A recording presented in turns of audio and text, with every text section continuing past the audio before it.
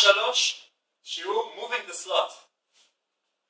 התחלנו את השיעור הזה בתרגיל שנקרא sugar to sidewalk. מתחילים sugar push, פותחים הצידה, 3 tail step, anchor step. אותו דבר בצד שני. עשינו 1 פתיחה, 3 tail step, anchor step.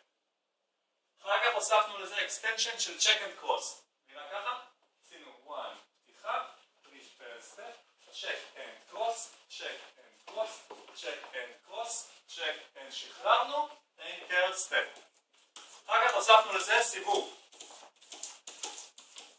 1 פתיחה, check and cross, check and cross. כשנמאס לי, פתיחה, סיבוב ו-anchor step.